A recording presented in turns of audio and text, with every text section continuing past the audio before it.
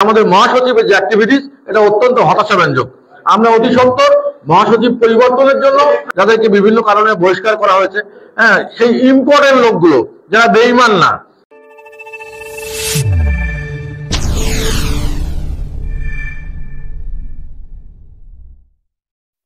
পদ দিয়ে পদবি দিয়ে আমাকে মূল্যায়ন করতে হবে এমন মানুষ কিন্তু আমি নই। তারপরে আমরা আমাদের উত্তর অঞ্চল থেকে যে কথাটা রশিদ ভাই বলে গেছেন, আমরা এখন যে আমাদের মহাসচিবের যে অ্যাক্টিভিটিস এটা অত্যন্ত হতাশাব্যঞ্জক। আমরা অতি সত্বর মহাসচিব পরিবর্তনের জন্য এবং এখানে আমাদের যেহেতু যোগ্য মানুষ আছে, যোগ্য মানুষ আমাদের এই অঞ্চলে আছে, যিনি পটেনশিয়াল সারা দেশ তাকে চেনে, আমরা শামীম হায়দার পাটোয়ারি আমরা প্রস্তাব মহাসচিব করে দলকে সংগঠিত করার জন্য প্রস্তাব দেব। আমাদের কিছু সংশোধনী প্রস্তাব মাননীয় চেয়ারম্যান, আমরা চাই দলটাকে ঘুরে দাঁড়াতে, দলটা নিয়ে ঘুরে দাঁড়াতে। কিছু কিছু মানুষ আছে, ইম্পর্টেন্ট লোক আছে, ওই এমন বিষয় আছে নাকি কম্বলে শুতে বাঁচতে বাঁচতে কম্বলে থাকে না। আমাদের দলে কিছু সেরকম আছে, কিছু ইম্পর্টেন্ট লোক আছে যাদেরকে বিভিন্ন কারণে বহিষ্কার করা হয়েছে। সেই ইম্পর্টেন্ট লোকগুলো যারা বেঈমান না, যাদের নিজস্ব এলাকায় ভিত্তি আছে, জনভিত্তি আছে, যারা 10-20 হাজার ভোট নিজের যোগ্যতায় ক্যারি করতে পারে, এই ধরনের লোকগুলোকে যদি আমরা ফিরে নিয়ে দলকে পুনর্গঠন করা যায় তাহলে কিন্তু দলকে আবার ঘুরে দাঁড়ানো সম্ভব। সেই বিষয়গুলো আমরা পার্টির চেয়ারম্যানকে ক্লোজ করে বলবো। আমরা চাই দলটা আবার সাবেক অবস্থায় ফিরে আসুক। যেহেতু পার্টির চেয়ারম্যান হোসেন মোহাম্মদ এরশাদ, আমরা প্রত্যেকটা কোনোটা কিছু আন্দোলন ছাড়া কোনো কিছু পাই নাই। একটা লাশ দাফন করবো সেখানেও আমাদের বাধা, কিন্তু আমরা কিন্তু সব কথা অতিক্রম করতে পারছি। প্রত্যেকটা আন্দোলনে আমাদের সফল হয়েছে এবং আল্লাহর রহমতে হোসেন মোহাম্মদ এরশাদ এখন রংপুরে শুয়ে আছে। যদি বনানীতে থাকতো আজকে একটা লোক, 4টে লোক তো ওই কবরে যাওয়ার কোনো সুযোগ ছিল না। এমন দিন নাই, সপ্তাহ নাই যে হোসেন মোহাম্মদ এরশাদের কবর জিয়ারত হয় না। বিভিন্ন জায়গা থেকে লোক আসে, তা আমরা চেষ্টা করি সেই লোকগুলোকে সমাদর করার জন্য। তা আমরা যেই আসুক ইনফরমেশন দিলে আমরা তাদের পাশে থাকি। এভাবে জাতীয় পার্টিকে আমরা এগিয়ে নিয়ে যেতে চাই।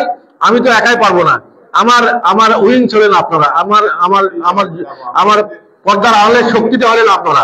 8টা জেলা থেকে আমরা 8টা জেলায় রংপুর সদর, রংপুর জেলা, এটা একটা ব্যাপক পার্টিসিপেশন থাকবে এবং সেটা নিশ্চিত করার দায়িত্ব।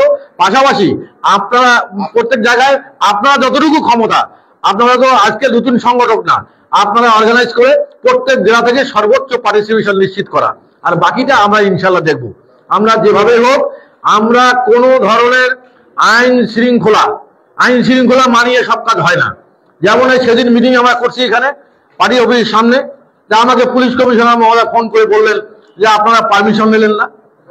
পারমিশন না নিয়ে আপনি একজন এতদিনের পরীক্ষিত মানুষ, আপনি পারমিশন দিলেন না। আমি বললাম যে দেশে তো সরকারে যাই, কার পারমিশন নেবো? আমরা মিটিং করতেছি, আপনারা যদি ক্ষমতা থাকে আপনারা ঠেকান। আমরা একদিন ঠিকই মিটিং করেছি। আমার কথা হলো সব কাজ সোজা হয়ে বলে ভদ্র নম্র নতজানু হয়ে রাজনীতি করলে হবে না। রাজনীতি করতে হবে, রাজনীতির ধার ভার সব থাকতে হবে। ধার ভার না থাকলে শুধু রাজনীতি করা যায় না। কথা বললো আমি চাপে গেলাম, আমি যদি থাকতাম ওই 2 তারিখের সমাবেশ ঢাকায় ওই 144 ভাইলেট করিয়া ওই জায়গায় প্রোগ্রাম করার ক্ষমতা আমাদের ছিল ইনশাআল্লাহ। আমাদের ওইভাবে ওই 144 দিল, জারি করলো, আর আমি হাত তুলি বসে থাকলাম, তাহলে রাজনীতি হবে না। আমাদের মারামারি হতে পারে, লোক মরতে পারে, আমাদের রক্ত চাইতে পারে, কিন্তু আমার বাংলার মানুষ তো দেখবে যে জাতীয় পার্টির সাংগঠনিক ভিত্তি অনেক শক্ত আছে। মানুষ অনুপ্রাণিত হবে, দলে আমার নতুন লোক আসার আগ্রহ জন্মিবে। তা আমরা সেটা করতে পারি এই ঢাকায়, কিন্তু আমরা রংপুরে ইনশাল্লাহ করে দেখাবো।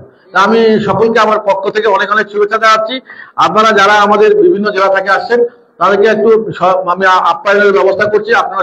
আপনারা সবাই আসিফ সাহেবের সহ আপনারা নন ভিউতে আমাদের পাশে হোটেলে বসবেন, একটু দুপুরে লাঞ্চ করে আপনারা যাবেন, এটা আমার অনুরোধ থাকলো আপনাদের প্রতি।